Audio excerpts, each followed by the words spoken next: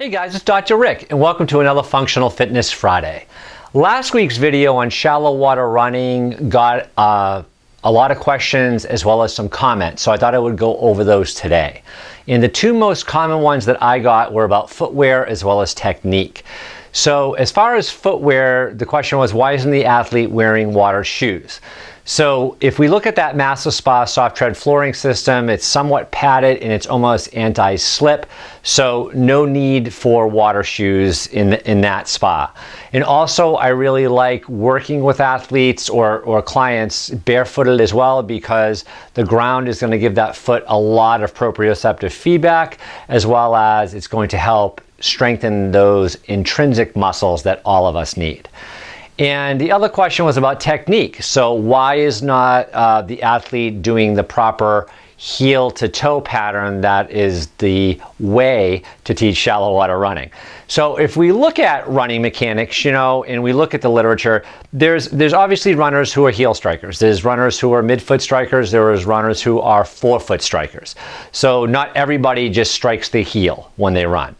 So there's a lot of different mechanics going on depending on the runner. A lot of the literature, I haven't seen any conclusive studies that show that a rear foot or a heel striker is more efficient than a forefoot striker, or more injury or not. And there's a lot of conflicting messages in the literature, but not one that says this technique is the best. So if we look at also foot strike, there's a lot of things that influence foot strike. It could be the type of terrain you're on. If you're on a treadmill versus a pool versus a track versus the woods, your foot strike pattern is going to be different. The type of shoes that you're wearing. Do you have a minimalist shoe on versus a supportive shoe with more of a wedge in the heel that's going to make you strike more on that forefoot? And also speed. In my experience, the faster you're going to be going, you're going to have a higher turnover, you're going to have less of that heel strike and a little bit more on that forefoot as well. So if you look at the video, like with my son is more of a midfoot striker. He doesn't do a heel strike when he runs. And I took a video today of him running, which I'll show you as well. And then we'll also show you one of him in the pool. So in the pool, he had a very high knee pattern. He's running more on his forefoot, the balls of his feet, because I was firing that current out at him about 5 to 8 miles per hour. So he had to really drive with those knees to kind of keep in position and get up on the balls of his feet, which I think is really beneficial for him, because when he's doing cross country and doing hills, he really needs to have that high knee pattern and be on that forefoot to drive for that power to get up that hill.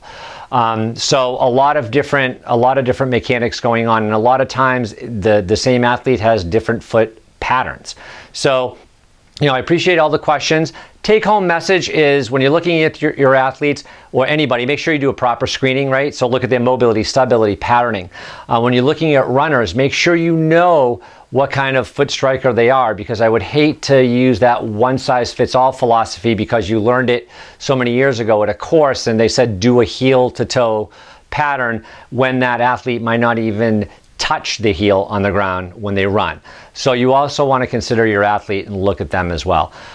So take home message, keep current with that literature, because it's always changing and always growing. It's not the same as it was 20 years ago in aquatics. It's really, really changed. Keep always learning and keep those questions coming.